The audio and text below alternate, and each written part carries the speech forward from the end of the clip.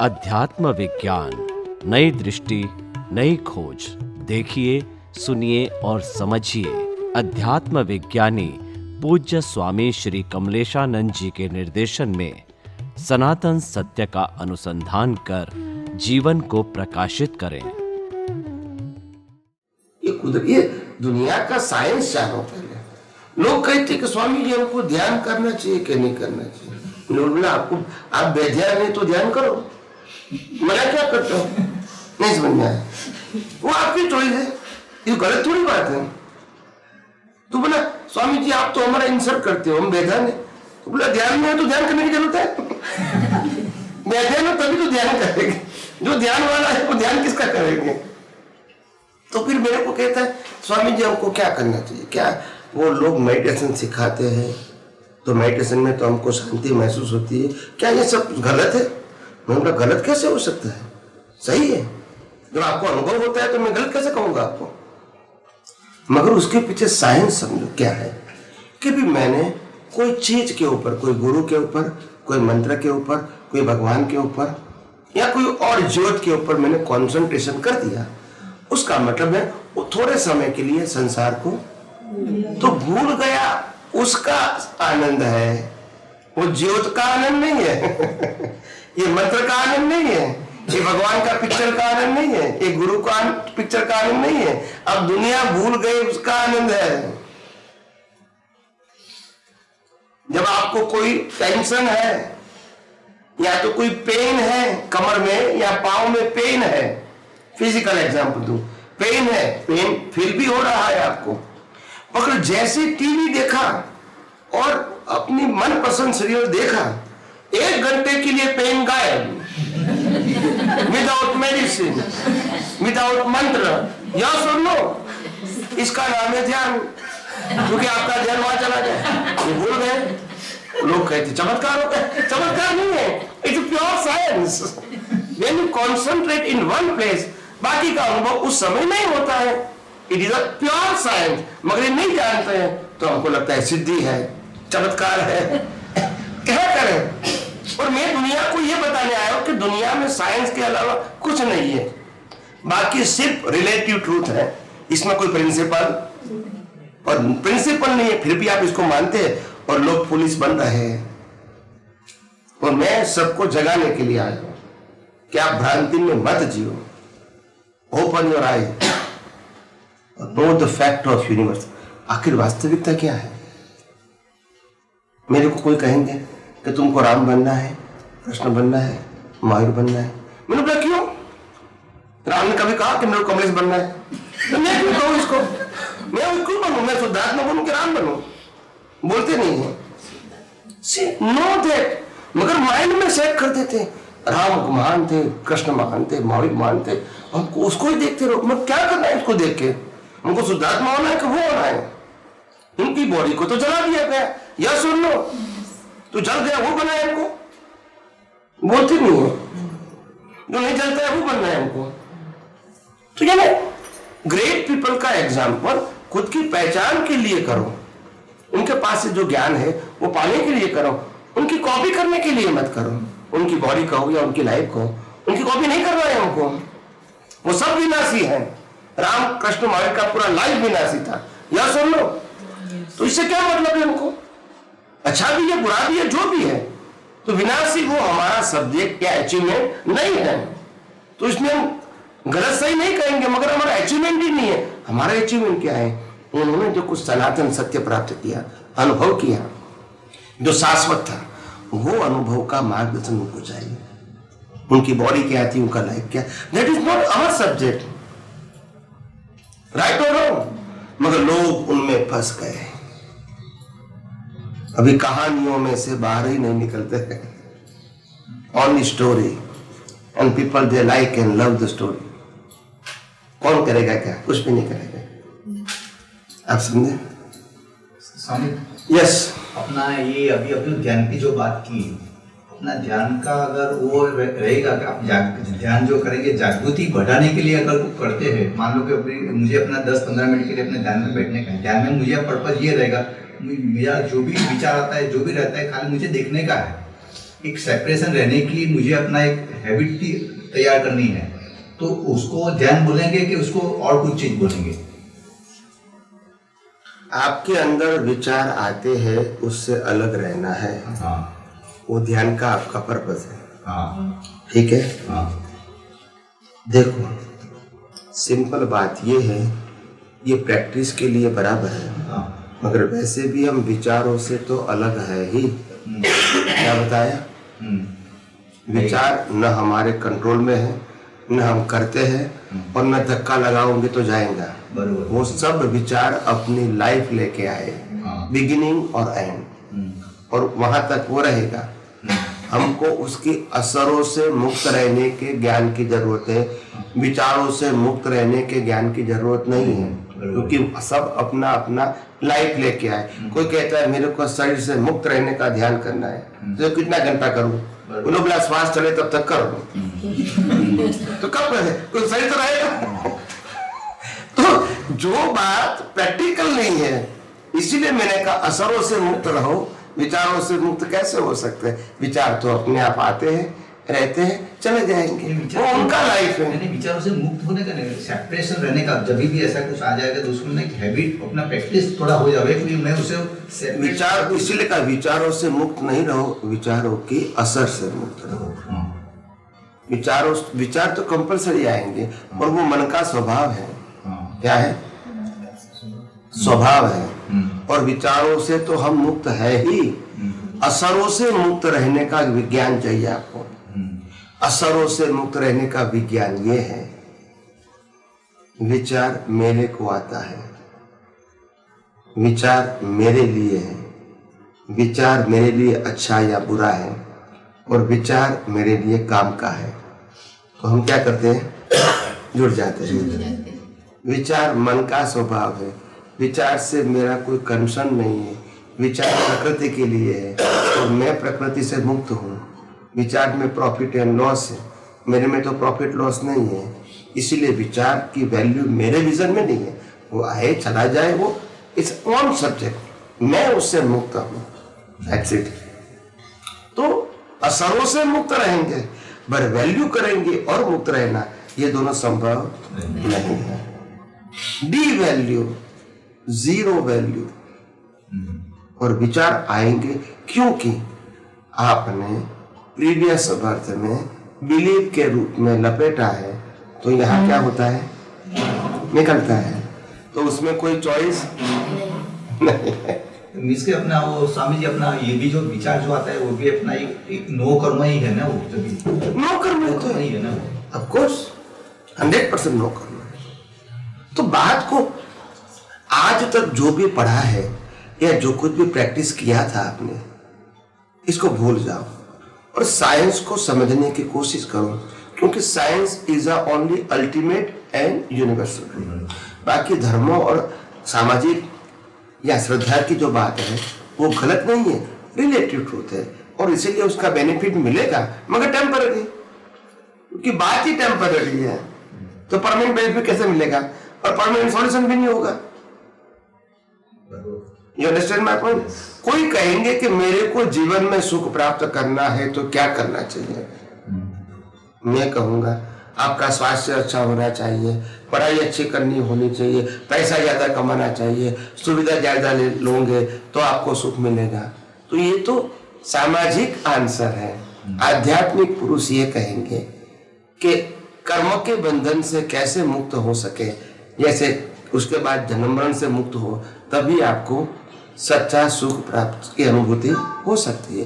तो ये सही रास्ता है, ये सही रास्ता है।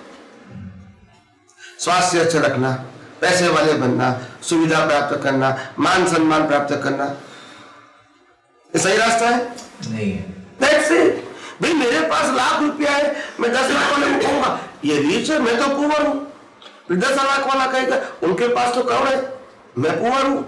करोड़ वाला कहेगा उनके पास तो 10 करोड़ है, मैं पुअर हूं। तो इसमें लिमिट क्या है? कुछ भी नहीं। हर समय आप पुअर नहीं समझ में आया? तो कुछ सॉल्यूशन है, देखने का नजरिया है। तो इसमें सॉल्यूशन मिलेगा? नहीं। That's it. और उसका वो उल्टा देखेगा तो बोला हर टाइम पे मैं धनवान हूँ। हाँ, तो कहने का नहीं, वो भी देखना नहीं है, वो दोनों रिलेटिव सत्य हैं। हमको दोनों बिलीफ से पार रख के सनातन सत्य की बात को ध्यान में रखना है।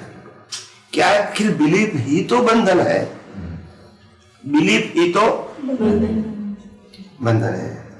एक भाई ने प्रश्न किया एक बड़े महान सन्यासी को कि सुखी होने का रास्ता कौन सा है? तो बोला इच्छाओं को मिटा दो। क्या बताया?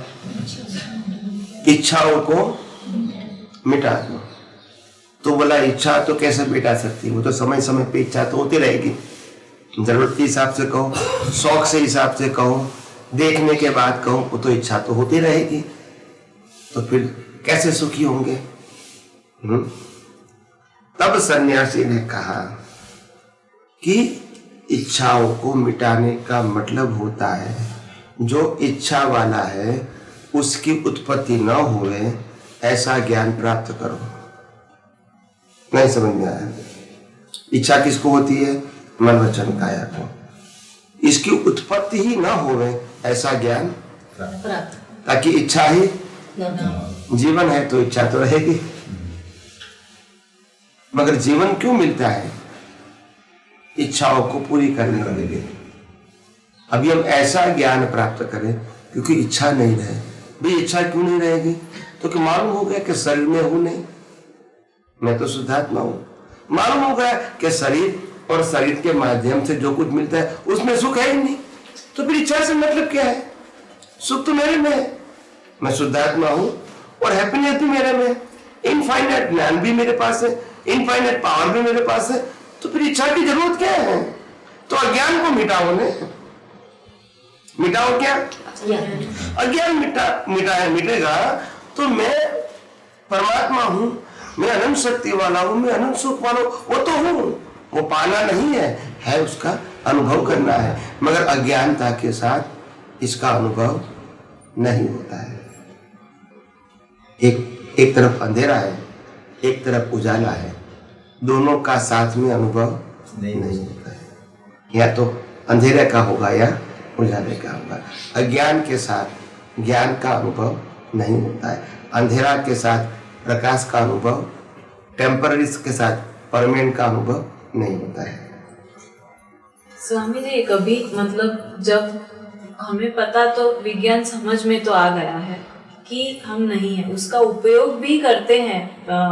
जब डेली जब हम कुछ कर रहे होते हैं, बात कर रहे होते हैं, ऑफिस जाते हैं, कॉन्फ्लिक्ट्स होते हैं, तो यूज उपयोग होता है, पर होता है लेकिन कभी कभी नहीं चला जाता, मतलब वो उपयोग नहीं होता है। कुछ टाइम, एक हफ्ता सपोज चल गया, अच्छा चल गया, तुम उपयोग कर रहे हो, समझ में आ रहा है कि कौन क्या है, कौन कर रहा है, और तुम नहीं हो वो जो करने वाला है, बोलने वाला है, सुनने वाला है, खाने वाला है। फिर क्या हो जाता है कि 1 महीने तक सब भूल जाते हैं, फिर से जुड़ जाते हैं और उसमें ही फिर से जुड़ के जीने लगते हैं। फिर थोड़े टाइम के बाद फिर रियलाइज होता है कि ये क्या चल रहा है। फिर से थोड़ा बीच बीच में आता है एक, मतलब कुछ एक्सट्रीम हो जाए, कुछ ज्यादा हो जाए तो फिर वापस आता है उपयोग में, फिर कहीं चला जाता है। तो वो कैसे हम 100% और उपयोग होगा तो ही तो आई थिंक फिर अनुभव ज्यादा बढ़ेगा। कैसे अभी हमारा जो उपयोग है ना, वो ट्रांजैक्शन वाइज है। क्या है ट्रांजैक्शन? मैं जो बात करता हूँ जरा ध्यान से सुनना। अभी हमारा जो उपयोग है वो ट्रांजैक्शन वाइज है।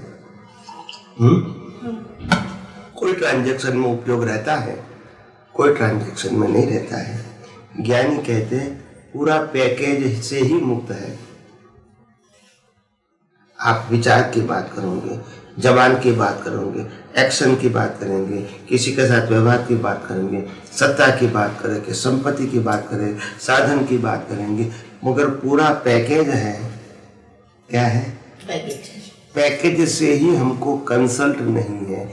ये विज्ञान एक दिन आपको समझना पड़ेगा और अनुभव करना पड़ेगा। हम सब ट्रांजैक्शन में फंस गए। हर व्यक्ति अपने जीवन को बाह्य जीवन को इम्प्रूव करने का प्रयास कर रही है, यस और नो? पूरी जिंदगी तक वो सफल नहीं होती। Why? Because it is not possible for anybody, because it is decided programme. तो जो पूरा पैकेज है from birth to death is totally control and govern as per your previous birth cause and by law of nature. तो package से मुक्त रहना easy है, transaction से मुक्त रहना इजी नहीं है। You understand me? क्योंकि कई अवस्था अच्छी लगेगी, कई बुरी लगेगी, फिर अच्छी लगेगी, फिर बुरी लगेगी, तो आपने उसको डिवाइड कर दिया। तो पैकेज में ही फंसे रहे हैं, कंपैरिजन एंड कंपटीशन में। नहीं, ऐसा नहीं कह रही हूँ मैं ऐसा कह रही हूँ कि अच्छा बुरा टाइम ऐसा नहीं है। अगर अच्छा भी चल रहा है तो भी कभी उपयोग रहता है, लेकिन फिर थोड़े टाइम के बाद जब सत्संग में आए हैं, अभी फ्रेश है, अभी सब चलता है, एक दिन तक फुल अच्छा रहेगा सब कुछ, की सब समझ आएगा कि क्या क्या है पूरा, मतलब फुल टाइम। फिर धीरे धीरे वो कम होता जाता है, फिर हम लोग जैसा पहले जीते थे, मतलब ऐसे हो जाते हैं, वो सब ज्ञान सब थोड़ा साइड पे हो जाता है। फिर थोड़े टाइम के बाद सत्संग में आओ, कुछ क्या तो कुछ पढ़ो, फिर वो वापस आता है दैट एक्सपीरियंस। तो वो क्या करे कि वो जाए नहीं, मतलब वो हमेशा के लिए वैसा उपयोग रहे और फिर एक्सपीरियंस भी ज्यादा बढ़े। इसमें दो ऑप्शन है।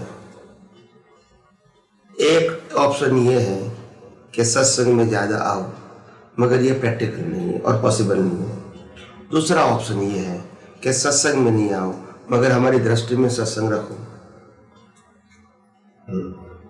क्योंकि आप समझो, ये 2 घंटे के लिए सत्संग में आ पाए, मानो कि 1 महीने में एक बार आप 2 घंटे के लिए आए, एग्जाम्पल देता हूं, तो 1 महीने का आवर्स कितना है?